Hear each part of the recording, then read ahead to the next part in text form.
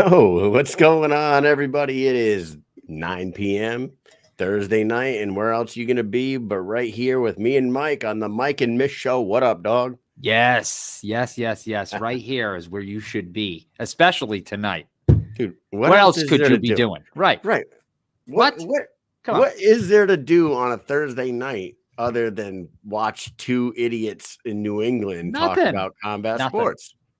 No way. telling you, Nothing. dude. I'm telling you, if you're not with us, you're not living your life right. That's the truth about it. And if you don't have a good haircut, Mike, where should they possibly go? Where could you go? Let me see. You could go right to there. The Shave Parlor. That's right. You could go to the Shave Parlor. If you're walking around, your hair's all messy and crazy, and people are looking at you funny, you need to get over to the Shave Parlor. Certified shave and fade masters and beard specialists, Jay, Omar, Heather, and Naughty Nate. They're down there and they're giving fades, they're giving temps, they're doing whatever you need to look fresh at 101 Del Prado. 101 Del Prado. Yeah, cut your eyebrows down. And Cape Coral, Florida. Get over there and get it right. Get fresh. Yep. Well, maybe Naughty Nate will be watching this weekend. Hey, and if you want to win some money this weekend on the doubleheader, BKFC 53 and BKFC Thailand 5, get your ass over to at BK Bet Shark on Instagram. Check him out. Hit his link. Pay the $50 a month and just listen to his advice on where to put your money on these cards. Because if you do, you're most likely going to take home some cash and stack up your account. If you don't like money, don't follow the BK Bet Shark. But if you want to make some money, if you want to rake in the cash like the shark himself, get over at BK Bet Shark and follow the man. And Mike, we got one more. Oh, yes, we do. As you can see on the screen, Dynamic Life, weight loss, sexual health, and anti-aging. Dynamic Life was founded by a team of medical professionals with over 25 years of experience in regenerative medicine, anti-aging, weight loss, and sexual wellness. Take back control of your life now. Go to www.livedynamic.com and become a patient in just 20 seconds. And check out the Dynamic Life Instagram page at Live Dynamic, and that's live without an E. Live Dynamic. Boom. If you need those bony meds maybe or some ooh cream, I was watching some of their videos, dude. It's pretty awesome. And I got to be honest with you, I know about all these products because my wife worked for Pure Romance, different company that does different things, but they definitely had some products very similar to Live Dynamic. But if you guys want to have a little more oomph in your sex life, you want to shed some pounds, this time of the year is when everyone starts to get fat anyway. So you might as well get on there and follow that place too. Make yourself a patient in under 20 seconds and live a better life, dynamic life. Yeah. And real quick before we move on, this can be a weird segue because I'm segueing from boner pills to, hey, it's my daughter's birthday today. Happy 7th birthday, Brooklyn. Yep, 7. The big 7. The Can you believe it? Can you believe it? The big 6 plus 1, dude. That's big. Brooklyn's 7th birthday. Happy birthday, Brooklyn. What'd you guys do? Did you do anything for today? Yeah, we did something. Big? We did a cake. She wanted McDonald's for dinner. What kid doesn't want a Happy Meal for dinner? That's what she got. Got her a couple of little gifts. But the big party's this weekend. We're going to one of those indoor play places with a bunch of her friends. So that should be fun. I'll be chasing. Me and my brother will be chasing them through that thing like we're monsters for 2 hours. So Brookie loves Donnie's, dude. Yeah, she loves Donnie's. That's what she called it when she was growing up. She didn't call it McDonald's. She called it Donnie's. So it almost sounded like we were going to a small diner somewhere, a nice little diner for breakfast. You want to go to Donnie's? Yeah, what a freaking awesome kid. Yeah, and she's like the sweetest little girl ever. And then you got your demon seed following right behind her. Yep. Happy birthday to Brooklyn for sure. Angel, devil. That's what it is. There it is. Hey, we got another awesome show. We got one guest for tonight. We did 2 guests this whole week. Nick Chapman, because he runs all them things out there in BKFC Asia. And we got the one that's building the women's division within the BKFC. She is the women's division coordinator, and she's putting in that work and she's building it. It's been needing to be built, and it's growing. Yeah. Here she is live from Orlando down at BKFC 53, Jewlz Grey. Hey guys. Hi, Jewlz. Hello. How are you? Oh, we're good, Jules. We'd be better if we were in Orlando at the Joe Weider Mr. Olympia festivities and watching Boy, some would I love to be there. 53. But you know what? We're home. We're safe. So we're good. Well, happy birthday, Brooklyn. First off, amazing. Yeah. Brookie. She's a Libra, right? You tell me. I'm not good with the signs. Didn't we do this last week at work, Kyle? We had like a 20-minute conversation with like people in the turn-ins section at our work. And there was a couple of females that were going through everyone's signs. And we were like, I don't even know. I'm a Leo. So is that what it is right now? A Libra? It's Libra season. I don't think it's changed over to anything else, but I don't know the ending of Libra season. I'm a Libra. David Feldman's a Libra. We actually share the same birthday. So Libras rock. Well, there you go. And this was recent, a couple of weeks ago? Yeah. I think I remember. 4th. Yeah, it was the same day, right? Was it the Yeah. same day? Yeah, same day, because I think I messaged you. You did. Because I'm a nice guy. Yep. Mm-hmm. I probably didn't. Yep. I'm sorry, Jules. Mish, of course, didn't. Jules, I'm an asshole. I'm sorry, and I apologize. Happy belated birthday to you and David. I mean, you guys are living your best. I got your get back. When your birthday comes around, I'm going to act like you just do not exist. For 5 years. You wouldn't be the only. You wouldn't be the only person that's going to ignore my birthday this year. So I'm sure. In 5 years, randomly, she'll just be like, "Hey, Kyle, happy 42nd birthday." Yeah. He's like, "Wait, what?" You guys want to know something? Amy's birthday is tomorrow. My wife's birthday is tomorrow, Amazing. November 3rd. So happy birthday! Yeah, I won't say her age, but she's older than me by 30 days. So you guys can figure that part out. Oof, I think I just said it. Christine is older than me by 30 days. Oh, 30 days. Wow. Yeah. Wow. Yeah. Like 28, I think. Yeah. Amy is the 3rd and I'm the 4th of December. So, I think she's 31 days, whatever it is. But hey, Jules, we needed to get you on here. Because we got a women's fight this weekend, but we got a couple women's fights coming up in December in Salt Lake City. You're doing your thing, building these divisions up. The 115 is growing. The 125 is growing. We're supposed to have a 135 fight tomorrow, but it turned into a 150 pounder.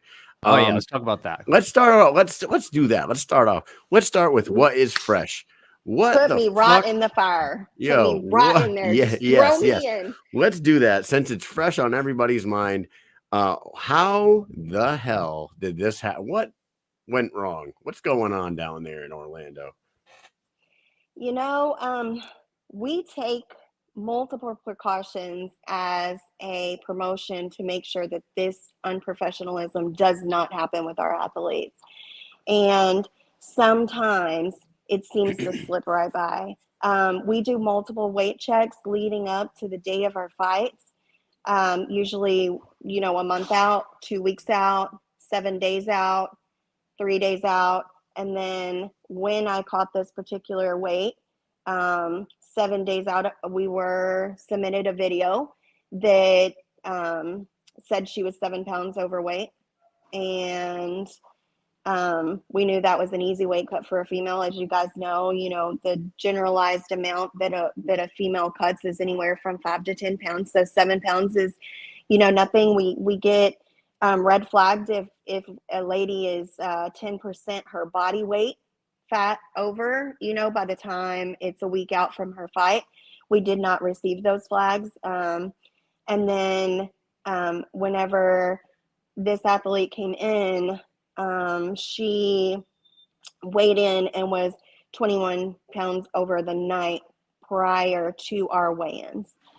So hold on, Jules. Was she seven? So she was supposedly 7 pounds off of the 135, or 7 days out. Okay, or I was going to say, do you guys want them like within 10 pounds? So like, you know what I mean? Like you want them within 10 pounds of the weigh-in weight, and she was 7 pounds to that. But no, you're saying she was supposedly 7 pounds over 135. We want every athlete to be within 10% of their contracted weight for the fight. Wow. Okay. And then she comes, so if she it's showed up 100, let's say their fight is at 170 pounds. We want them 17 pounds within their, because you can safely cut 10% of your weight at your weight cut, you know? Wow. So what is going on with the fight? So obviously they had to renegotiate. We heard that Crystal had to like rehydrate and reload and put some weight back on, which is crazy. But you know what? She was probably pretty happy to. She's now I going to would be be happy about that. Yeah, she's going to be she's going to be fighting at her like walk around weight right now. Right. So Well, she's. But so was there a renegotiation with the fight purse and is Crystal happy to be fighting her? absolutely. So, you know, whenever this happens, there's a few things that go on. First off, if we have a fight that's a week out and we get submitted videos that's over 10%, we revisit those contracts and we renegotiate. We move up the weight, you know, so the other person, so your opponent has a chance not to cut. Unfortunately, last night when Crystal did first come in, she was only 1.5 pounds away from her fight weight, Wow. which meant she would have pretty much floated that overnight and would have woke up on weight. So she had already put in the hard work and the determination that it takes to cut down to that size. So when this happens, it's, you know, Crystal wasn't pleased about it, but Crystal's really a trooper. I gave Crystal's team several options. I did have an alternative fight that I was going to just remove the entire fight and put a separate fight onto this card. Shout out to Sydney Smith. Man, that girl was about to take a fight on a 10-hour notice from me. Whoa. And She's having fighters that are willing to do that means the world, because sometimes you have things like this happen and you can't control it, you know. Literally, she was going to hop on a plane within 30 minutes, get here. She had all her medicals up to date. She was fight ready. She was ready to go. Unfortunately, Crystal did say, hey, you know what I would like to do is keep this fight, because I trained for Jordan, and everything that I based my fight camp around was based on Jordan. So I would rather come up and wait. And Crystal did it. I mean, we got with her coach. Jihad is an amazing coach. He really negotiated really well with us, and he just you know, got her in there and put her weight on, and you know, the commission worked with us and we were able to get them close enough where we could continue the fight on Crystal's wishes. Wow. So this was supposed to be at 135 pounds. And I was going to ask you about that division in particular. You've been doing a hella good job with the 115 and the 125ers. I was counting online, and I don't know, because the BKFC app, no offense to anybody, but I don't know if these numbers are accurate. Right now, they have 1,715 pounders listed, and they have 30 flyweights listed. Now, I was looking at some of them flyweights. A few of them are not around anymore, and I think one's in prison. So, You're correct. Yeah. So I'm not too sure about that 30 number, but I wanted to ask you about this 135 before we go to the other ones. Do we have more 135ers coming in? Were you trying to like kick something off? Because we just had the Monica Franco and Courtney Cameron fight out there. Tony Tallman fought Crystal in the previous fight, and now we had this one. There's really not a whole ton of girls in that division. Do you have new girls coming in? Is that your new focus?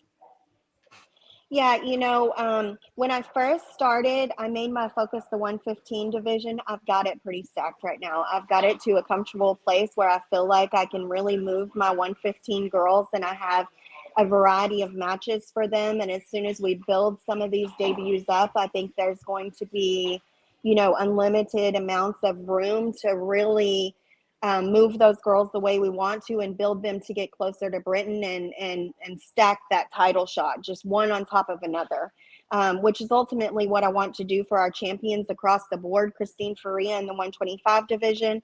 It's been hard for our champions. A lot of the girls that are beneath them don't have enough fights in order to take the title yet, or they're just not really ready or to that point in their career where they want that title shot. So our champions have been sitting a little longer than what they deserve. And so that's been a lot of my focus since I've started. I'm still slacking a little bit in the 125 division. I'm trying to pick that up as much as possible. I have seen a few girls and been negotiating with a few girls, former UFC, that really have the experience to shake up the 125 division and give Christine Faria a run for her money. And I hope to see that, very soon. I know that Christine, in particular, really wants to test her talent, and she kind of feels that she just hasn't had that shot to shine yet. Now, as far as the 135 division, what my goal for the 135 division is, within the next 6 months, I want to open a title for the 135 division. So in order to do that, I need to have about 10 to 12 girls, and I'm up to 8 right now. You're up to 8 right now. Mm-hmm. Do we know who all 8 of these are? No, you don't. I actually, Okay. This week I signed a couple of girls in the 135 division that come from LFA, and these girls have got some really good talent. And, Crystal's been carrying a lot of the weight in the 135 division for us. And I think it's time for her to be able to relax a little bit and get a big fight that she deserves as well. That's awesome. Somebody said in the comments, it's amazing that this fight with Crystal was able to be kept on the card, and gave you all the credit. They said without Jewlz at the helm, this shit wouldn't have happened. Was the commission very hesitant to keep this fight on the card, and did you have to really go to battle with the commission and able to keep this Crystal versus Jay Nasty fight on there? Absolutely. Now, if Crystal hadn't been so adamant about wanting to keep this fight, and the girls, I hadn't seen the passion in them and them really wanting to keep this fight, it would have been pulled. It's just not something that represents BKFC all that well. We don't like for athletes to come in unprofessional and not make weight. It's a bad representation of what our athletes should represent. And but when I saw how bad Crystal really wanted this, she put in the work, she trained so hard, then and her coach and her team were just so adamant about getting this fight, and I got to give credit to them. I gave up a couple of times and I was like, this just isn't happening.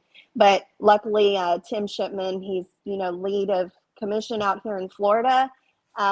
We were able to talk to him and negotiate a deal, and they really worked with us, and all props to the commission out here for taking into consideration, some things that happen that we can't totally control. I can't even believe that, because when she was on the show, it seemed like she was very nonchalant about her weight. And we always bring that up because it's a big part of fighting, probably one of the worst parts, to be honest. I hate it personally. I never have to do it, but just watching, UFC through the years, Bellator, wrestling in high school. I didn't wrestle. Kyle wrestled. He knows what it's about. Just watching these people break their bodies down every single fight to fight at a lower weight. And not everybody does it anymore. Some people are like, screw that, I'm just fighting at my own weight. But a lot of people still do it. And it hurts. You can see they are suffering.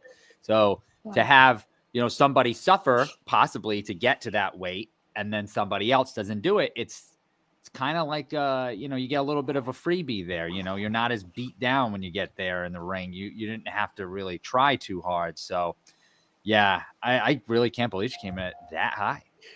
You could see the toll. You could absolutely see the toll that it takes on some people's bodies. And I'm sure Dave Mundell will be 100% tomorrow, because he's an adamant professional, and like he's one of the best in the world right now. But you could tell when he weighed in at the official weigh-ins this afternoon, Yeah, he looked that a he little was bit, a little tired. drawn, man. He already looked better at the fucking ceremonial weigh-in. So, but you can Mhm. see the wear and tear that it takes on some of these guys. But you know what? These Yeah, guys, and you know, these men and women do it, and they make the weight though. So that right there, like to see Dave step on the scale today looking like he's fucking really struggling, and then somebody show up 21.5 pounds overweight, I would imagine there's some feelings going around with the other fighters you that are know, down there. and to really touch on that just a little bit, I think that a lot of people outside of these athletes, even as in depth as I am, I don't think I would ever understand what it really takes for them to do what they do in these weight cuts. I don't think that a lot of people understand how brutal this is on their body. I know if you step back and you just try to be disciplined for a couple of months in your diet or in, what you're doing as far as eating healthier, stuff like that, like even just cutting out chips or sugar, that it's so hard. These athletes literally have to be so dedicated and focused, and they cannot veer from that. And they sacrifice time with their families, they sacrifice time with their children to be in those gyms and work as hard as they do. They sacrifice, I mean, every single time you have a friend ask you to go out and do something or to participate or hang out, you either go eat or you go drink. These athletes can't do either one of those and be successful in their position, or be high ranked within their position. So they sacrifice that time with friends. They sacrifice that time with family. They're just like us. They're normal humans. When they walk past a cheesecake factory, they want a piece of cake. They want a piece of cheesecake. Yeah. You know what I'm saying? When they walk past an ice cream parlor, they want ice cream. But the difference is in that 1% of these athletes that truly make it to the top and they're dedicated as they are, is they're disciplined enough to say no and to stick to their goal for that ultimate placement of where they want to be. And so I think we don't give them enough credit for what it really takes.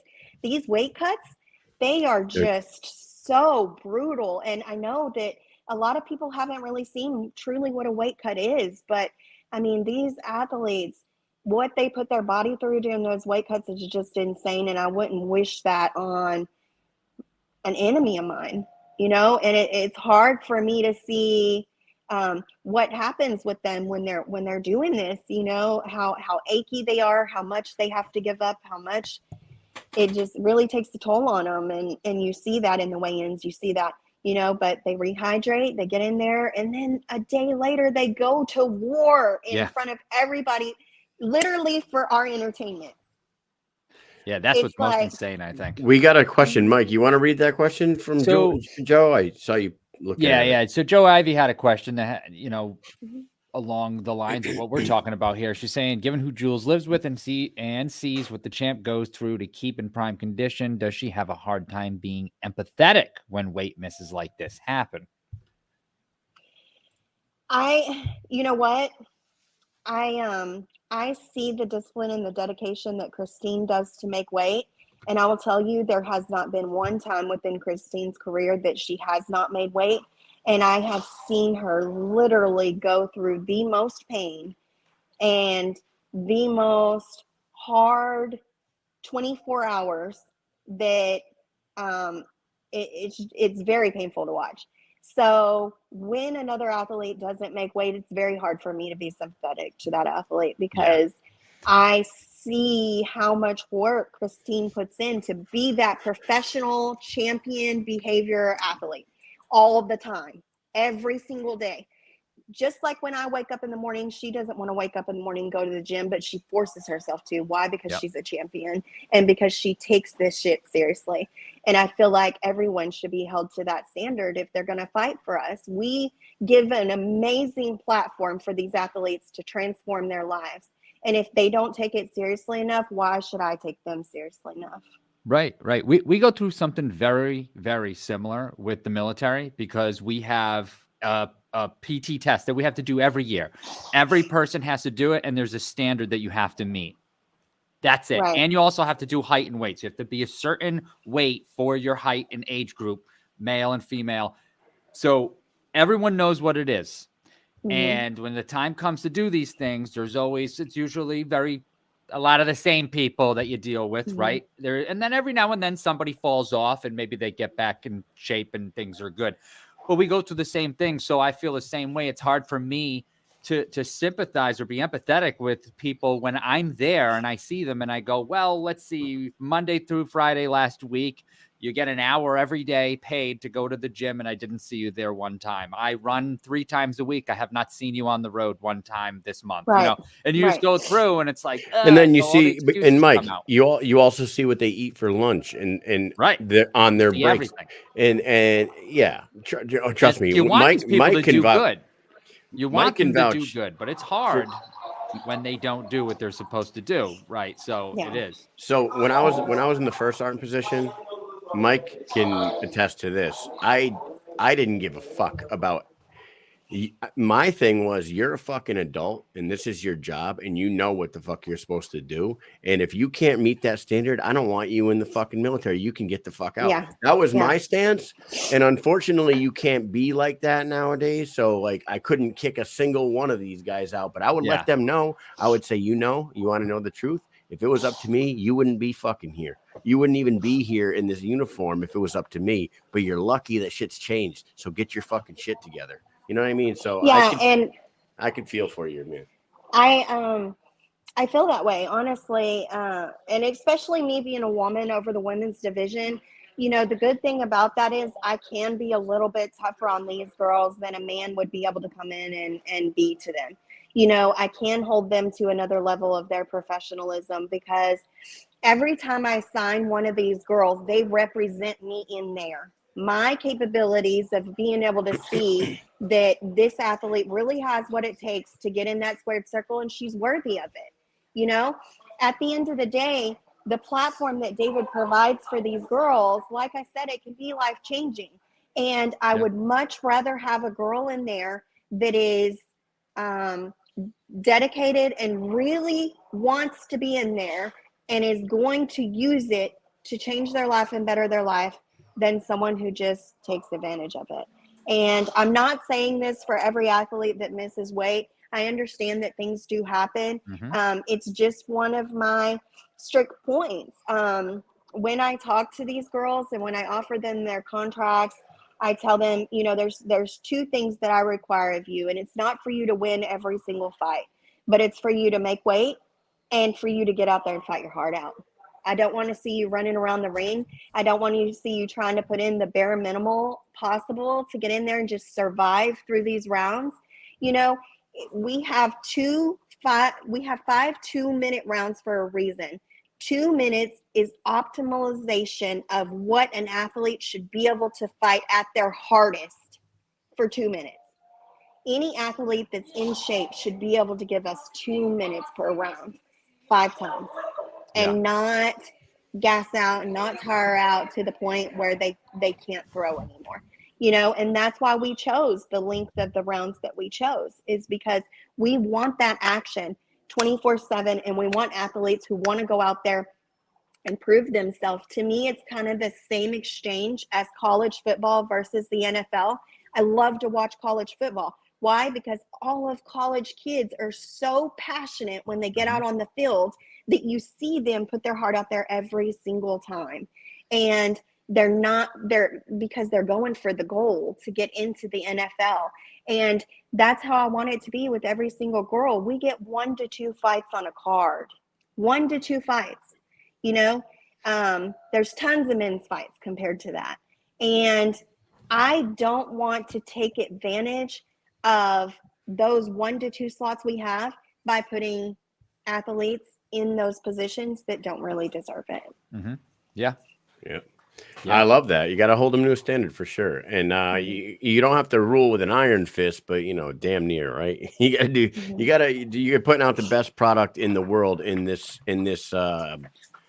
genre or whatever you want to call it, in this little niche. You guys are the best of the best, so you got to hold them to the best standard. Absolutely. Now what I want to do is I want to fire some names out at you and just tell us a little bit about each one of these fighters, and then we're going to ask you about some possible like newbies coming in.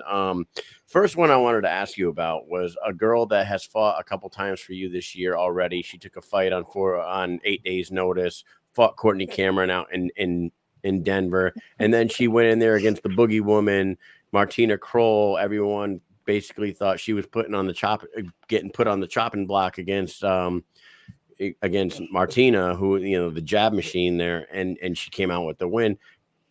Tell us a little bit about Gabrielle Roman and what your thoughts are on her since coming into the BKFC.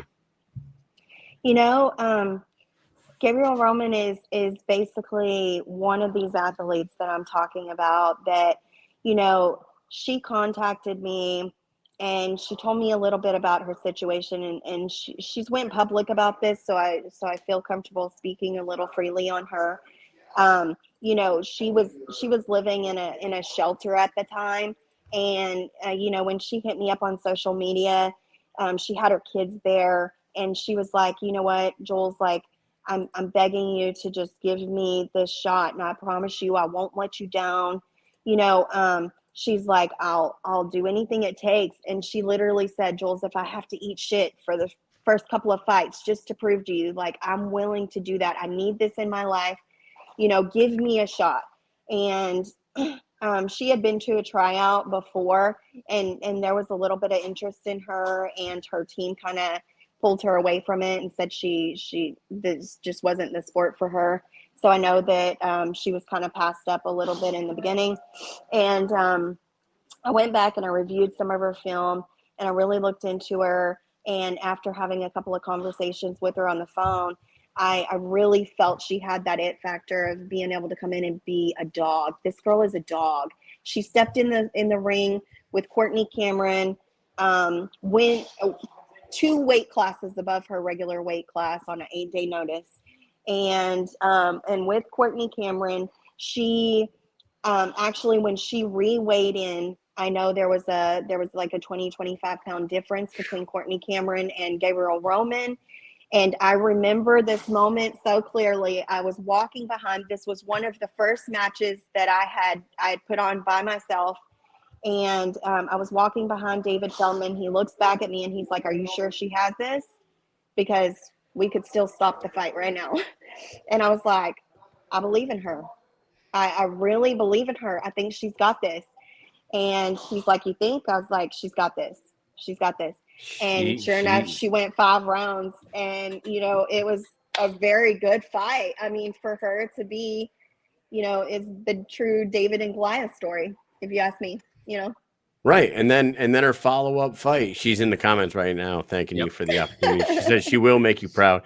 And I don't doubt her, man. We had her on last week. I think it was last week we talked to her, right, Mike? I believe it was last week. This whole week, this last weekend was so long. I feel like it was 3 weeks ago. But either way, she's great. She was a really great conversation. And like, obviously we're fans of hers after watching her first 2 fights. I can't wait to see what's next. She told us that she said, you know, everyone can't nobody can break any news ever. So she said that she is a backup for an upcoming fight. And we're like, okay, God, who is it? No, can't tell. So I started firing out guesses. I said, all right, well, listen, we're not stupid fucking idiots, right? So Taylor Starling put a fucking post up about starting camp. And like a day later, Jenny Savage put a post up about camps in session. So obviously those 2 are in camp. Yeah.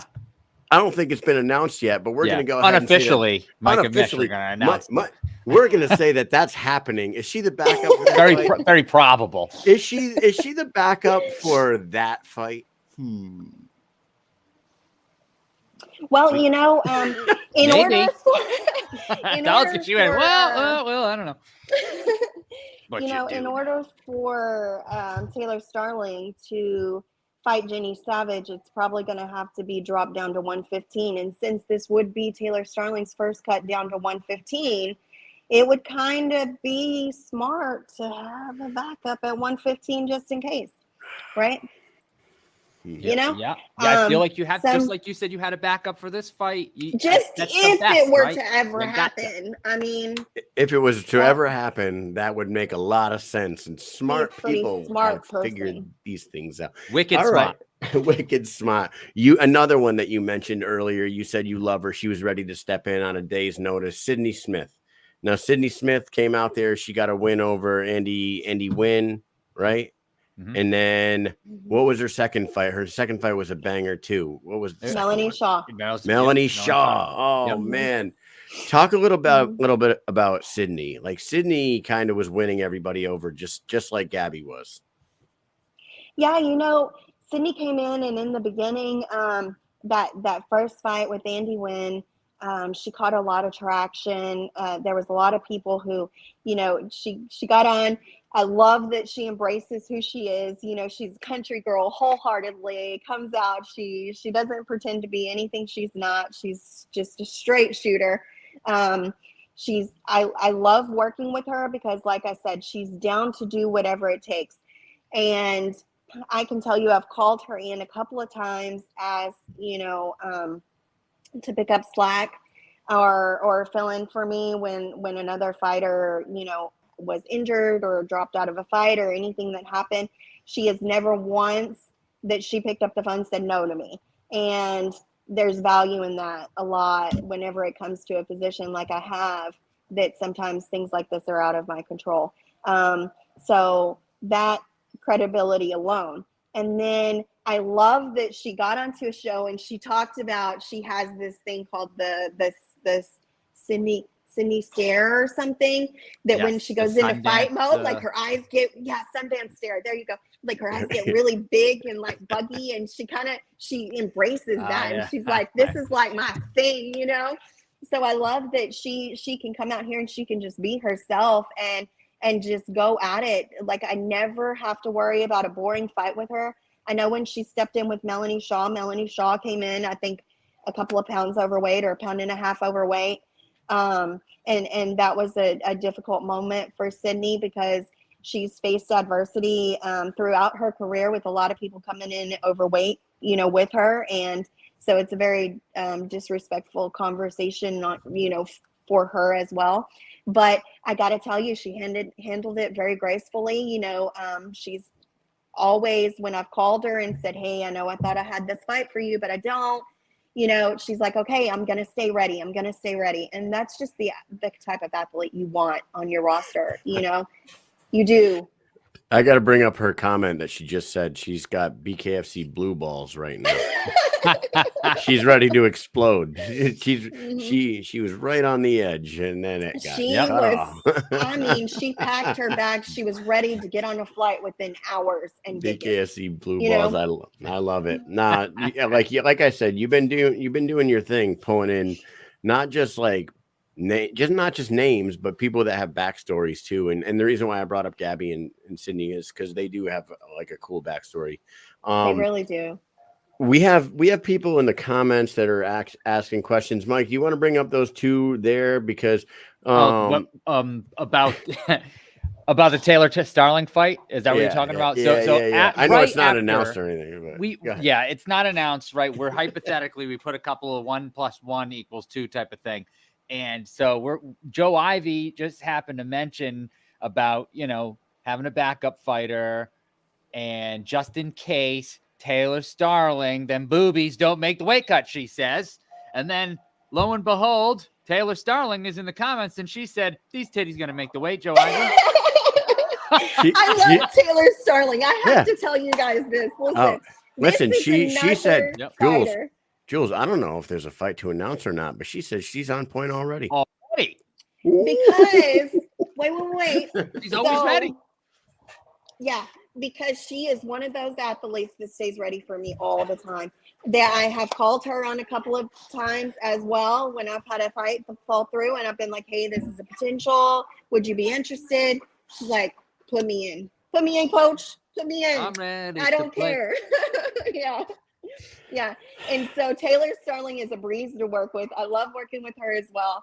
I mean, I actually have a roster of amazing athletes. I really do. I mean, for sure. they each just grasp my heart in one way or the other. There is like almost no one that I don't like or don't get along with in that community. This community, BKFC, I just love it so much. I really do.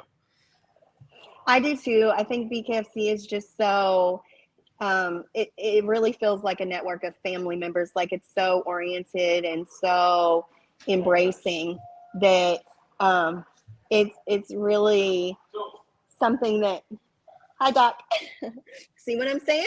Yep. Like, is that Dr. the doctor Don Moosey? himself, Don Moosey. Hey, Boozy. The Yes. infamous Don Moosey. I love that guy too. Not Him and to his go wife too- are the nicest people ever. Not to go They too are. far. Yeah, they are. They're always super nice. We got caught at an airport with them one time, and we were just chit-chatting away. And yeah, they're And so that's the nice. thing.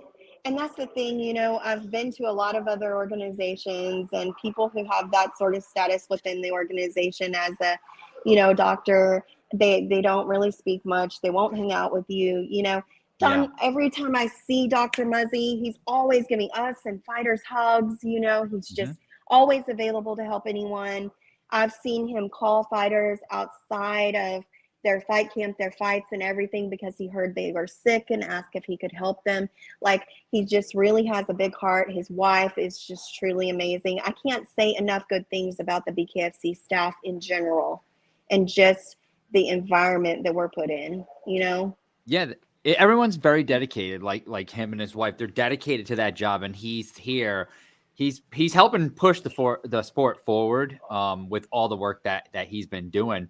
But to go back on what we were talking about this being like family, when we were in Denver, like I wake up in the morning and I go downstairs to eat breakfast, and you know, I see a couple of people sitting there, so I sit down with them, and then we're talking. Then you come down, and you're like kind of just looking around. And you're like, "Oh, let me get some food." Or I'm gonna say, "Hey, sit right here." Then Kyle's down, and then you know maybe Ben comes down, and then but people just start changing out. One person gets up, another person sits down. One fighter gets up, another one, then a manager, and it's like you can just sit there, and it's so comfortable. Like I'm sitting there eating my breakfast. I got my coffee. I sit down there for like an hour and a half and talk to like 20 different people, and we just chit chat about everything from the fights to, you know, we were talking about your daughter at one point, and then you're talking about Misfit getting her teeth, and it was like a whole thing, you know. And I don't know, it's just such a very comfortable community. I love it so much. I call this the Breakfast Club, and I think I'm going to keep that from now on.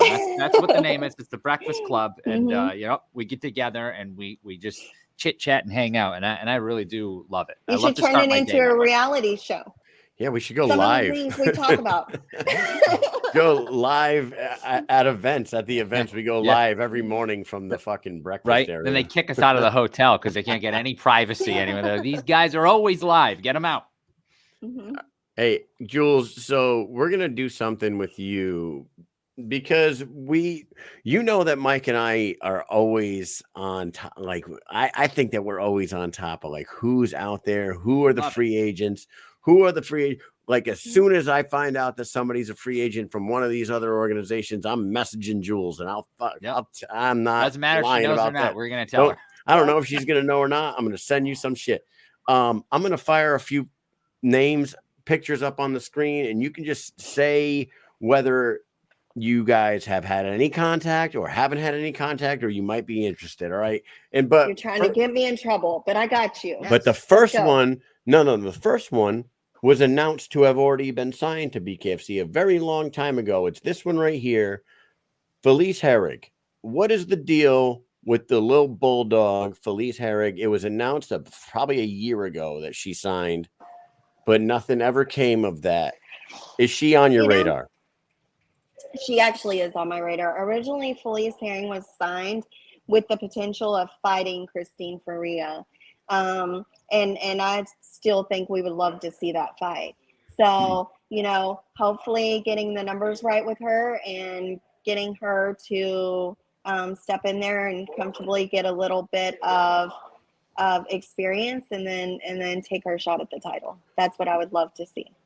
Is that what the holdup has it been a money thing for her? Or I know she had taken some boxing matches. She had done some actual traditional boxing, But is that what the holdup was? Just negotiations and contract? Is that it? Yeah, it's just negotiations and stuff. Some athletes, whenever they originally sign with us, sometimes they're kind of on the fence and not really sure whether they really want to do bare knuckle or not. Sometimes it does kind of scare some of these girls away when they see some of these more vicious, fights like Taylor Sterling and Singala or Sharissa. Mhm. That was a very intimidating fight that I hear a lot of girls bring up, and then and of course Christine and Taylor Sterling. I have a lot of girls who bring those fights up, and they're just like, man, these girls are savages, and I'm just not quite sure if I'm that level of savage yet. Well, I mean, But once they get in you there, see a fight like that Sagala and Taylor Starling fight, and it might scare it's the a little toughest of girls intimidating. away. Yeah. Yeah. Another one we wanted to bring up, and we're going to talk about people that haven't fought or haven't had any ties to the BKFC yet. But Okay. these two I want to bring up before we move on, because they have fought for the organization, and I thought they had fights left on their contracts. Is these two women right here, who last time we saw either one of them, they were throwing fists at each other in the squared BKFC circle. 19. Paige Van Zant and Rachel Ostovich. They kind of came in, took the BKFC by storm. Paige lost a couple fights, but they were exciting. She's a huge draw.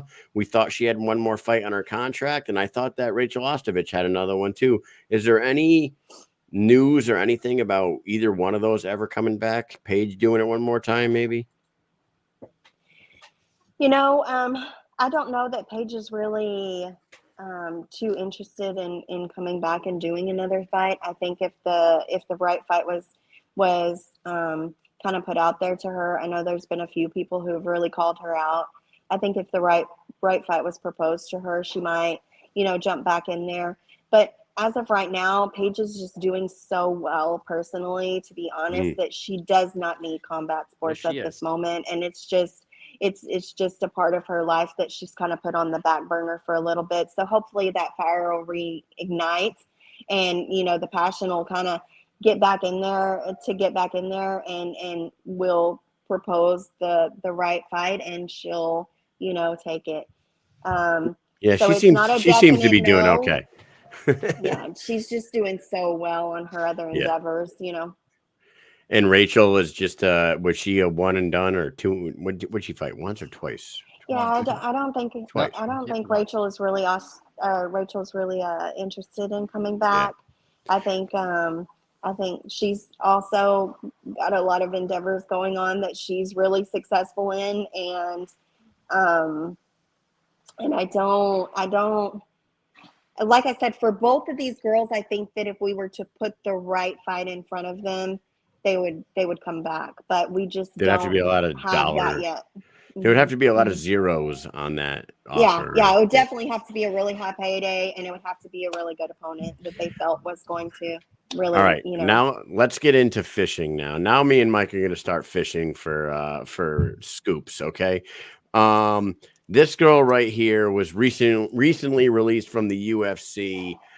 I know that she could fucking throw hands.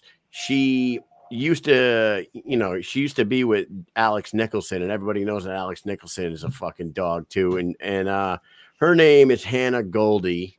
There she is right here. Come on up there. Hannah Goldie. Has her name been brought up in conversations at all within the BKFC brass, and any interest in Hannah Goldie? Hannah Goldie's awesome. she's an awesome girl. I spent some time with her since I've been out here on this trip. She will be at our fights, this week, and we'll see where it goes from there. Of course, I would always be interested in her.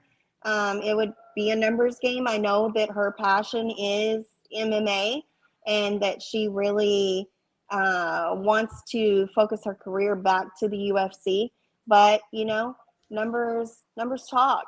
So we'll see what we can come to, and hopefully we can come to an agreement. I'd love to see her in the squared circle.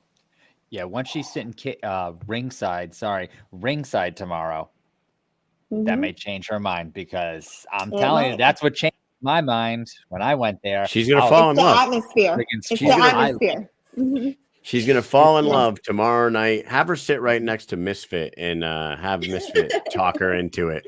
Now here's another one, and the reason why I bring this one up is because she is tied to somebody who has fought for the BKFC, and her name is Gina Mazzani. As Gina Mazzani's name been brought up, she has a boxing. She fought for Game Bread. She has a boxing background. She can throw hands. She's a former UFC fighter. Any talks about Gina Mazzani maybe making her way over to the BKFC? You know, I've been after this girl for a minute. I'm not gonna Really? lie. You have been? Okay. Yes. So, you know, she's going through a lot of stuff in her personal life right now, and I don't think she's ready to step back into fighting just yet. I do have an offer on the table for her, and I hope that, you know, she will, you know, end up taking that. I can't say too much about this conversation, you know, but I do know that you know, it's definitely something that's taken into consideration for her right now. So there's been conversations. That's good enough for us. Love That makes us excited, because we'd Yes. love to see her. We'd love to see her in the squared circle. Now I got a couple of Jessicas, and then we'll leave you alone. We'll stop bothering you. Okay. This one, Jessica, the first Jessica, actually fought for a UFC title at 125 pounds. And the reason why I thought she would be a nice fight for Misfit is because she can bang inside the squared circle, I would imagine. Jessica Evil Eye. Jessica Evil Eye has a lot of experience. She's very violent in the MMA realm. Has her name popped onto your radar at all? And has any conversations been had there? I would definitely love to see Jessica in the squared circle. I have spoke with her. Whoa. No interest. She's not interested. Well, you want me to talk to her? Do you want me to talk to her, Jewlz? I'm very good at talking. I know. I'm just no, you're doing just fine. So you have had conversations with Jessica Eye. Okay. How'd those conversations go? I mean, I can't give out too much information about it. Hopefully, you know, we'll see some progress within the next couple of weeks, and we'll know whether we're going to have her or not. We were talking yesterday. We were talking yesterday about you know, Gaethje. When we asked Justin Gaethje, he said absolutely not. But then when we said to Rose Namajunas, she said never say never. So, you know, maybe a never say never type of thing. You know, maybe. Yeah, I can tell you one thing. I haven't come across a woman who's given me a hard no about BKFC. Good. You know, that's great. At the end of the day, money talks and matches talk. You know, it's like if I can put an opponent in front of them that has a backstory, someone they've wanted to fight, someone that they see themselves, you know, expanding their career with, and I give them a good amount of money, which David Feldman has really blessed me to be able to work with these girls with a more than fair budget for them. And when I present them, I'm not getting straight no's from anybody. I have not gotten a absolutely not. You know, I love the interest. And then one last one, and then we'll go to the comments.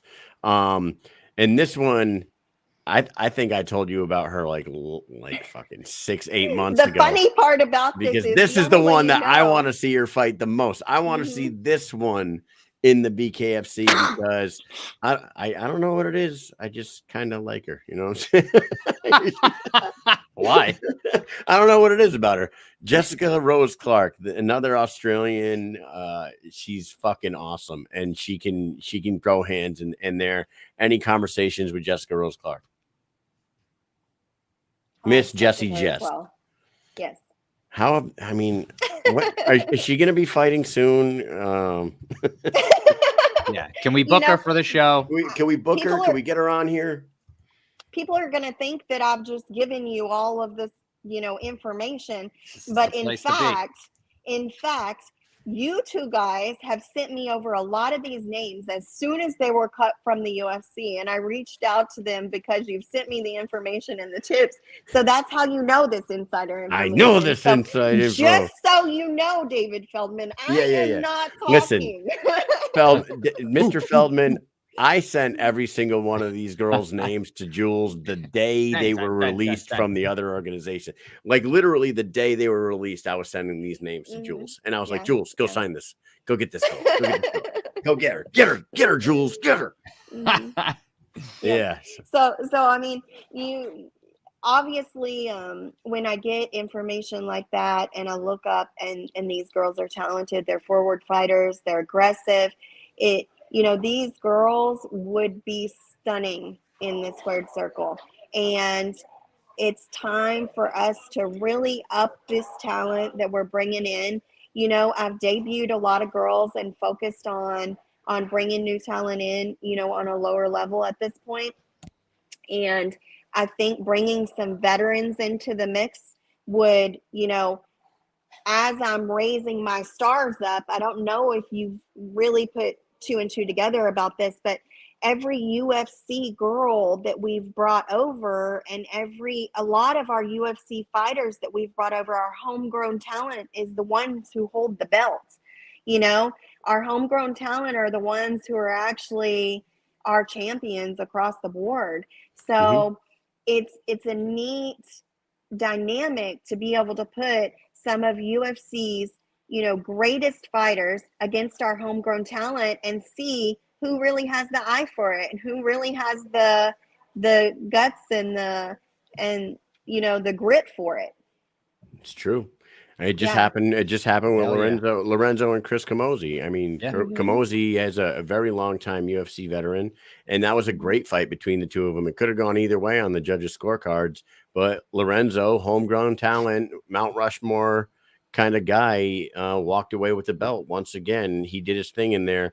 I want to go to the comments and just ask, can you just tell us if there's any kind of conversations about any of these fighters that are already on your roster? Sarah Shell, are we going to see Sarah Shell back again? We are. Anytime soon, or just isn't being talked about right now? I will definitely have something for her within the beginning of the year next year. Okay. Christine Vicines. Christine Vicines was actually voted as the rookie of the year for our show last year. We did an award show, and of the 4 or 5 candidates, we let the fans vote for who their favorite rookie was, and Christine Vicines actually took that last year. Any conversations with her? I can tell you that Christine actually is one of the athletes that's gunning for the title, and she needs to get a couple more fights under her belt, and she wants to go for Christine Faria, and so we may see that fight, within next year. That's ultimately what her team really wants. So we would love to see that. We'll see how that plays out. We'd love to see that. Charissa Sagala, we talked about her a little earlier. Last time we saw her, she had a nasty injury. I'm sure by now her foot is all healed up. Any conversations about bringing her back? Yeah, Charissa Sagala, she just got her doctor's release to come back from that injury. I mean, what a tough female fighter. All I can say is what a tough woman to just put her foot right back in place, after she's had it like that and wanted to keep going. Back up. The grit that girl has. I am definitely going to have something for her at the beginning of the year too. I know that, BKFC shoots to have 86 fights this year. It's going to give us a lot more room to move a lot of these girls, and it gives me a lot more room to build the rosters. Ultimately, I hope to get 2 to 3 slots. Once we get our rosters filled up enough and we can have more women's fights on the cards, then that's a goal we're shooting for. Absolutely. Wow. Beautiful. So the 86 that they're shooting for 86, that's going to include all major events, all the numbered events, the outside the United States events, and the prospects, right? And the prospect events. Okay. It would have to. Yeah. There's no way. And then there's way. No, I'm saying to do numbered events, like to do like just number, that would be like impossible. And then and then a few of these other ones that just fans are asking. Heather Hardy. I have not spoken with Heather Hardy. She would definitely, be a good name to reach out to. So whoever said that, thank you. I'll definitely check into that. Karate Hottie, Michelle Watterson. Michelle Watterson was at the event in Albuquerque. So was Holly Holm. That would be another one that would. I mean, like when their time's up with the UFC, that would be amazing. Any conversations with Watterson, or any idea on that? I did. I spoke with her that night, when she was there. I'm all about seizing the moment. When I have moments like that, I sat with her and Holly Holm. I spoke with both of them. I know Holly Holm re-signed to the UFC. So obviously, that's something that we can't infringe on. Right. And then Karate Hottie, she is really focused on, she loves her kicks. She loves, and I don't think she has a lot of interest. She loves it. She respects BKFC. She respects the fighters. She, has some really close friends that fight with BKFC, but I don't know that that's in her spectrum just yet. She cornered Zagala. Yeah, she did. That's right. All right. And before we let you go, we do have to talk about 2 title fights that are coming up. Before we talk about the Misfit Beck one, because that's the last thing I want to talk about with you before we let you go. Fanny Palumpi versus Po Denman is taking place this Saturday out in Thailand. Now, Fanny was supposed to fight Britain for the inaugural 115-pound title back in Montana, however long ago that was, when she ended up beating Charisse Zagala for that title. Is Britain... Is it 100%? Is she fighting the winner of that? Is that what it is? Is it set in stone, or are you playing it by ear and seeing how it goes? Yeah, we definitely want to monitor Britain's recovery and how she's doing, and make sure that her wellness is put first and foremost above anything else that's going on. Britain's our champion, and we want to protect that. I know that it is her dream, and she wants to jump in there just as quick as possible. I don't know if you've seen, but she's already back in the gym training, one-armed, sparring one-armed. I mean, that girl is just, she has the heart for this. That is something that has been discussed, but nothing is set in stone yet. I know that Britain would really like to see that happen. She really wanted this Thailand fight, and she was very upset that she wasn't able to take it. She definitely wants to expand her fan base, and she wants to prove that she's a legit champion, and she feels that this will really validate, her within her career. So hopefully it's something we do see for her sake. I love the fact that there's options there. You know what I mean? Like, you have that, and then we talked about Gabby Roman and Jenny Savage, and if Taylor Starling goes down to 115, I'm sure Britain wouldn't stray away from a Taylor Starling fight or a Gabby Roman fight. You know what I mean? And the fans would love those fights anyway. So you definitely have options. Yeah. And our last thing we got to talk about is Christine and Beck. We got to talk about Christine and Beck. It's happening. Number 2 is happening December 2nd out in Salt Lake City, Utah. The first fight was getting real exciting, really interesting. Oh my God. It was fantastic. You had Conor McGregor losing his goddamn mind right next to the ring. Yeah. What better time for him to come out? I mean, that was just perfect that he came out during that fight.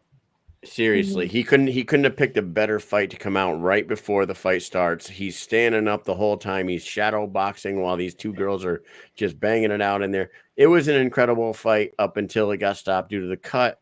Was a rematch something that Misfit wanted right away? I mean, did she want to fight back right away, or is it really come down to the fact that there wasn't really too many other options, and that fight was getting pretty exciting at the time that it got stopped, so it made all the sense in the world to just go ahead and book it? Well, in the combat sports world and amongst these athletes, especially the champions, they don't like to win that way. They don't. I know Christine doesn't feel satisfied when she wins, by cut, by doctor stoppage that way. She wants it to be a very clear, win across the board. And I know that when it happened, Beck was very disappointed. She was very disappointed that the fight had been stopped over a cut as well. They both worked really hard during their camps to get in there, and they both were showing it. I mean, we all saw it. What an amazing, exciting fight. So many people thought that Beck didn't deserve to get in there, and then when she stepped in there, she proved she deserved to be in there. And she was extremely aggressive with Christine, and Christine's a forward aggressive fighter. So it just made for a dynamic, amazing match that none of us could have even saw coming that way, And like you said, all the fans were invested. So obviously it was the natural response that we wanted to give our fans what they wanted, and everyone wanted to see that rematch. Nobody got enough of that fight. Everyone was on the end of their seats, ready, to really see it go at least, a couple more rounds.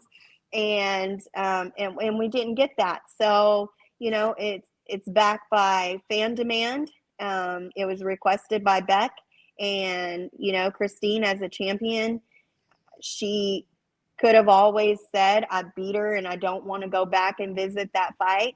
At the end of the day, the promotion is held to a standard to be able to find competition for Christine, and that can never be an excuse for us to not be able to do so.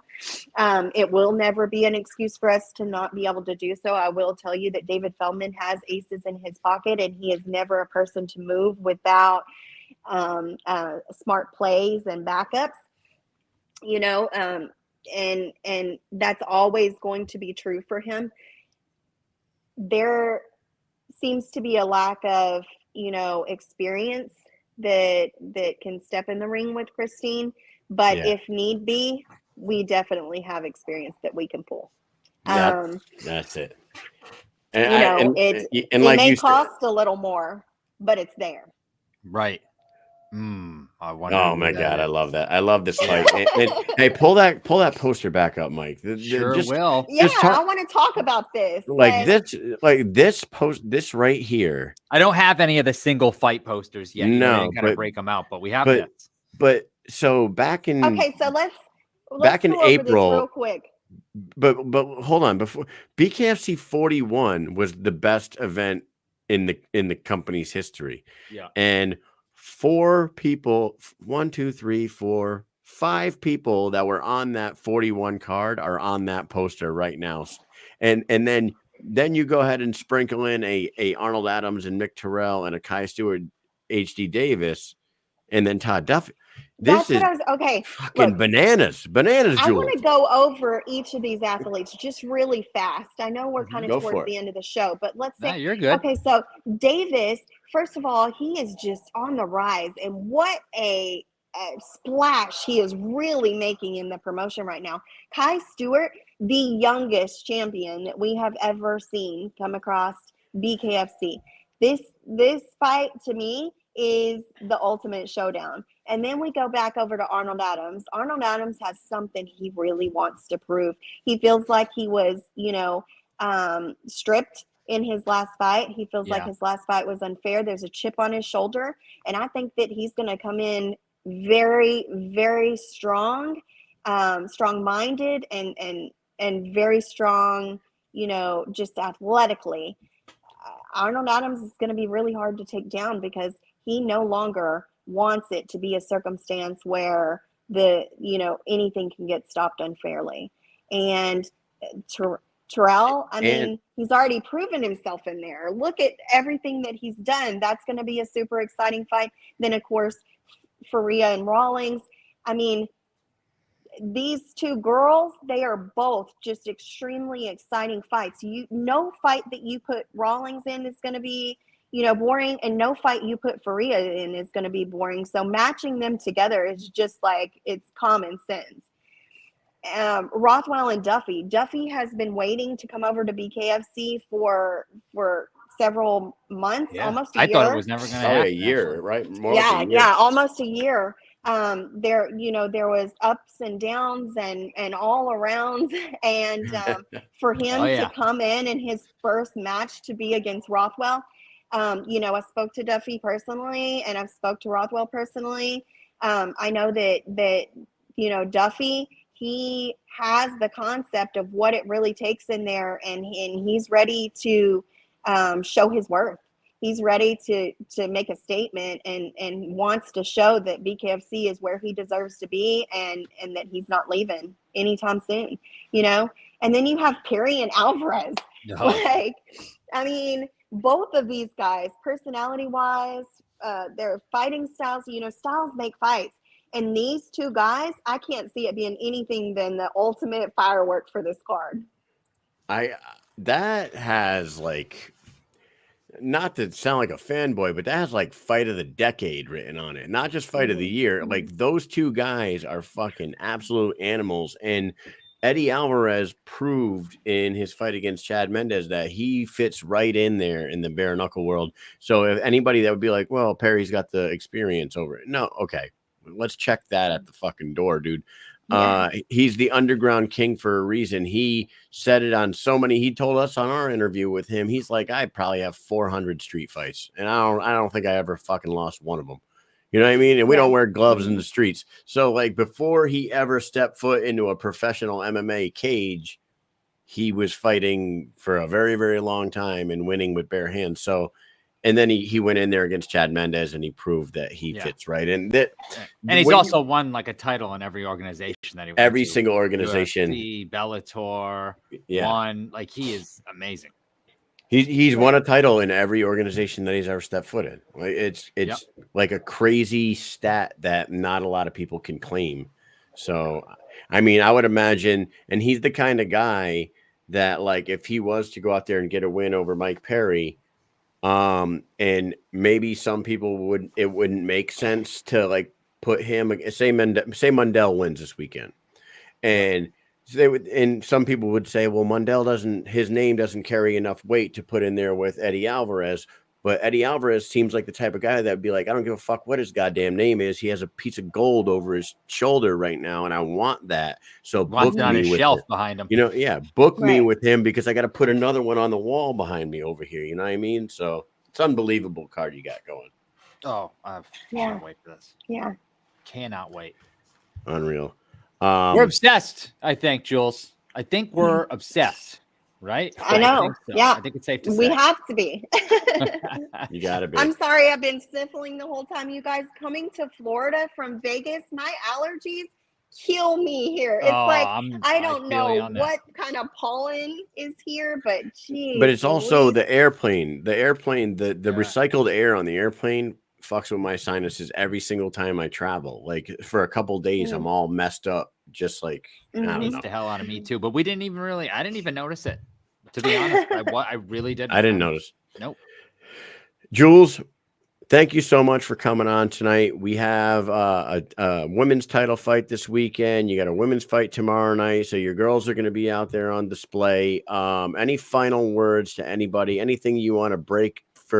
We tried to pull some news out of you tonight, but you're very good at do it again right now. We're not breaking. If you want to break anything, do it now. Final words. Go ahead. Let everybody know why they need to be paying attention to your women's divisions. And I'll let you get out of here. Well, I wish all the girls good luck getting in the squared circle this weekend, and health and prosperity for all of them. I love to see their heart out there, and I can't wait to watch both of these fights. I know that there's been adversity for every single one of these women. I hope they use it as a growing, position for themselves, and to inspire them to become where they want to be in combat sports in general. And, paying attention to these girls is going to be crucial over the next 6 months. The next 6 months of me building these divisions and the fights I'm going to put together are going to be just bangers of fights. I've been able to watch a lot of these debuts now. I've put some girls on the prospect series. I've put some girls, throughout these cards, and filled some slots and saw these debuts. The biggest thing is now I have their styles down. So now that I have their styles down, I'm able to look at that and make these matches to where every single girls fight that gets in there is just going to be an all out rock star type fight, you know? And that's what I hope to see from every single one of them. I know that I'm so proud of what has happened with the women's division lately, and I'm proud of the women that have got in there and they just really have banged it out and, you know, put their heart out there. And I know David Feldman's so very proud of them as well. And we cannot wait. Ultimately, the big release that I will give you is this. I want a full women's card next year. And I have gotten an okay to do this. I won't tell you when and I won't tell you where, but that is the goal for next year and the secret that I'll release to you. That will. So you just said you can't give it. I was gonna say, when do you realistically think that would happen? Like mid-year next year, like or like towards the later part of the year, because you're still kind of building the divisions. Like realistically, I would say second half of the year, maybe. In the second half of the year, yes. And I do have I have a month that I want to do it in, and I think it is going to be very impactful. It's going to be a month that we can also, get the girls to help us give back to, a charity. And so we're looking into donating a percentage of ticket sales to a particular charity that all of our girls can get behind. Awesome. And I mean, it's an amazing thing. David is such an entrepreneur and such a big dreamer, and he makes these things happen, and he listens to all of us and the passion that we have in order to do things. And he really is behind us 100%. And I know without a doubt that, if I get out there and I do the work that needs to happen to make this happen, he's absolutely going to back me 100% and give it to me, all the way. Incredible stuff. Good. We can't tell you how happy we are with the growth of the women's divisions, because that was something that really needed work. And if we're guessing the month right, you can throw like pink on the fucking ropes. And, you know what I'm saying? We're not gonna guess times or anything like that, but hey, an all women's card in pink would be amazing, wouldn't it? Yeah. Hey, it would be awesome. Two of your fighters have agreed to fight each other in the comment section. I'm going to go ahead and bring that up. Yes, a fight has been made here. Which one? Sundance in Rome versus Roman, December 2nd, from Sydney Smith, right there. Roman's all about it in the comment section. They have verbally agreed. Go ahead, book. Oh yeah, the whole thing's good. They made a contract. They sent it back and forth. It's insane. Look, you know what? I can tell you this this. Makes your job easy. Put this fight right here in front of these girls last night, they would have flown out and came and been on this card tomorrow today. night. No doubt. Yeah. I don't doubt that at all. I know that is definitely a match that I want to see in the future. Awesome stuff. Jewlz, keep doing your thing. Keep doing the great work that you're doing. Hopefully we continue to see these big names and these awesome fights getting made. Mike, you got anything else for Jewlz before we let her go? Yeah, right before we let you go, I just wanted to go through just a few. I was trying to take some of these comments while the show was going, but I'm sure I missed a ton of them. So you'll have to go back and look through, but you got a lot of love going on in here. We've got Matt Kohler saying, by God, it's my girl. And then we got Travis Thompson, Jewlz Grey. What's up, girl? And then you've got Misfits Life with the heart, right? And who is this here? Marty Watt, our boy Marty Watt, Jewlz Rules, and the one and only DJ Tony. We love Jewlz Grey. So you've got a lot of that going on in here. I wasn't able to grab them all, but we love you. We love what you're doing with the sport. Thanks for coming on. And we're going to be behind the scenes. We've been trying to reimagine the show a bit. So in a couple of months, we're going to be putting out a little bit of a different product, not entirely, but I think we need to put in like a once a month or a once every quarter Jewlz conversation session. Yep. We'll have to create like a little part of the show where you come in and talk about the women's division and where it's at and where it's going. So we'll talk about I'd love to do that if you guys don't put me on blast all the time. No promises. I don't know about that. Yeah. BKFC 17. I can take the heat. I can take it. I got you guys. Just so you know, BKFC 17. We've known you since BKFC 17. Yeah. We ate sushi We in had a sushi with room, you. and we all sat, and it was what, Crystal Pittman, Mike Richmond. Yeah, that was good. And That was and good. Yeah, and that was a And long Lorenzo time Hunt was there. ago. And Lorenzo Hunt Hunt was in there. was wearing a Mike and Mish t-shirt on the Yeah. other side of the restaurant. We were like, Yeah. oh shit, look at that guy over there wearing a Yeah. fucking Michigan. Yeah. Anyways, awesome stuff, Jewlz. Thank you so much for giving us a whole hour and 20 minutes of your time. You didn't need to do that, Yeah. and I think we've kept you long enough. Enjoy the fights tomorrow night. I know you got a lot of work to do, so we'll let you go. Thank you guys so much. Thank you guys for having me on. And I just want to say thank everybody for all your support and your love, especially to the women in BKFC. They all appreciate it. Awesome. We'll talk to you soon. Bye, guys. All right. Later. There she is, Jewlz Grey, the BKFC Women's Division Coordinator. That is her official title. And I wanted to make sure I got that right because you know, she's called all kinds of things like the BKFC, the Empress, the I don't know. There was like a women's talent scout I saw somewhere said that she was that, which she probably is, but calling her the women's division coordinator probably is all encompassing. It's probably matchmaking. It's probably fucking talent scouting. It's recruiting. It's fucking contract negotiations. It's that title probably like encompasses all that shit. So she's really doing a lot of shit right now. She sure is. She hit the ground running here. That is without a doubt. When I talked about us sitting at breakfast with her, that 3 days in a row, basically, we were down for breakfast, and every day I know I was like, yep, talking to her. So she's always doing something. She's always doing something. And I do love it. There needs to be somebody that is primarily focused on the women's division 100% of the time. So it's good to have that. In all women's card, though, that would be wild. It would be amazing. It would be awesome. I think that she's got some work to do on building the roster a little bit more, like in the next 6 to 8 months, though, and able to do something like that for sure. I mean, like I said, I was looking at the roster, and she said that there's not people listed on this website, but right now they got 47 women listed between the 15 and the 25 division. And like I said, they still got Helen Peralta on there. They still got Jessica Link on there. We'd love to see Jessica Link come back, but she's busy with another organization. You got Maia Kuhn, Anna Lay, Kino Lay.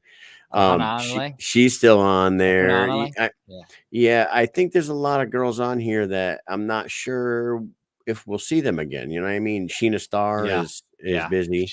Yep. She's Audra Cummings, you're probably not going to see her again.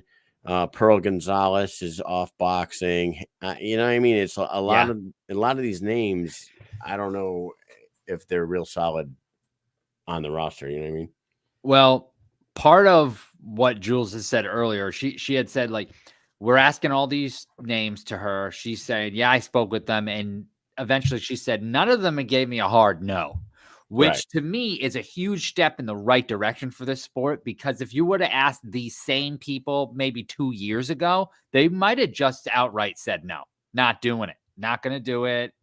It's insane. It's barbaric. Who knows? But I do know that this sport has made so much progress in the last 2 years that people are actually saying, I'm not going to say no. I'm going to keep it on the back burner because they see all of the big names that are coming over, and that is making them watch those big names. But in the meantime, they're catching all the other fights too. And they're going, I actually like what's going on here. The production, I think, is a huge part of it too. The production of the company, as long as they keep putting as much effort into making the production as good as it is with the lights and you know what I mean? The dog and pony everything about it. It's perfect for people. I believe the word is pageantry. Professional. Pageantry. It has to look professional. It cannot look dingy. It can't have dimmed lights. It can't be crazy. Because it makes people think they're going to something lesser, you can't make people think that if someone's high up, if you're fighting for the UFC, you're up there, you're at the pinnacle. You cannot be thinking you're getting lesser. Even if you are moving down, like, oh, I'm retiring, like you're at the end of your career. You can't be thinking like, oh, I got to go and fight in the woods. You know what I'm saying? Like, this is not what they want. They're not looking for that, So you got to make it look good. Absolutely, and they're doing a great job with that. And I can't wait to see what they do in Thailand on Saturday. I know that Orlando card is going to be awesome, but Yes, Orlando. Thailand, they pull out all the stops over there, so I can't wait to see. But so DJ Tony says, "Great job," but until we get another student out of the week, I don't know what's going on. So here's what you know. What No. I'm gonna tell you a story, and I have a student out of the week, and I don't know the guy's name, and I wish I did. But if you look it up, it was recently, maybe like within the last week here in Connecticut. A nice gentleman was arrested at Walmart when he lost his goddamn mind in the fucking parking lot because he thought somebody abducted his 5-year-old kid. But turns out he was just shithouse drunk, and he forgot the kid at home. So when he called 911 and said somebody has taken my child, the police reported to Walmart. They reported to the scene to try to see what's going on. His name. Yes, they tried to go see what was going on here. Did somebody abduct this man's? Turns out he fucking left the kid at home, and he was, over the legal limit, and they arrested him for driving under the influence. That's a fucking stew nod, Mike. Do you agree? I do agree that he's a freaking stew nod. Absolutely. I mean, listen, at least the guy was worried, right? Yeah, I'll give him that. Obviously, he's got some serious issues, but at least he freaked out enough where he called the cops immediately because he was like, "Oh my God, someone kidnapped my kid. Holy shit." And he ended up just kind of snitching on himself in the end. Yeah, I wonder if does it say what his charges were? Was it just DUI? And I was going to share the. I was going to say, I wonder if he got I wonder if he got like reckless endangerment for leaving a 5-year-old kid home by himself. Probably calling in a kidnapping that never happened. You know what I mean? He probably got arrested. Hold on. Fucking pop-ups. Parker was arrested on charges of operating under the influence of alcohol or drugs, second-degree reckless endangerment, risk of injury to a child, and second-degree breach of peace. He was held on $25,000 bond and was expected to face a judge. This was weeks ago, Tuesday, in Rockville Superior Court. The child was turned over to a family member, state police said. The State Department of Children and Families was notified of the incident and is investigating also. So, yeah, he's probably going to lose his kid for a little while, as he should. Student of the week. Hey, yeah, get off my grass. On the spot. Hey, get off my grass, you asshole.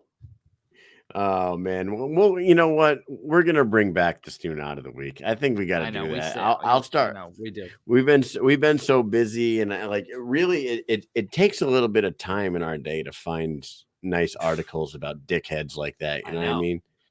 But you know what? It's coming back. We'll create an avenue to have people send them to us. How about that? Well, let's make graphic. Have people send them to us. Oh, how about this? Yes. How about this? From now till next Thursday, if you guys see an article, that you think is worthy of Stew Out of the Week, inbox it to me and Mike, either on our Facebook page or Instagram DM. We'll compile them and we'll take the best 4 and we'll vote on who the Stew Out of the Week is next week. All right. Yeah. Send it to missionaccomplished@gmail.com. If you find some articles, you can send it there. You can, like Kyle said, send them to, direct message us on Instagram or Facebook, or just send it straight to the Gmail. So do it. It is. And that's it, man. Stew Out of the Week's coming back. Thank you so much to Jewlz Grey for coming on and giving us an hour and 20 minutes of her time to talk about the women's division and, allowing us to poke and prod at her to try to pull some fucking information out on some fighters that we do want to see fight in the BKFC. Thank you so much to her. Thank you to Nick Chapman yesterday for coming on. 2 great events this weekend. BKFC 53 tomorrow night in Orlando, followed by BKFC Thailand 5 Saturday morning. So you guys have got a lot of fighting to watch this weekend. Yeah, I can't wait. I think we don't have anything else to talk about. Mike, you got anything else? I'm good till this weekend. Can't wait. And we'll see you guys next week, right? Plenty to talk about next Wednesday. So we will see you guys next week. Enjoy the fights. Peace.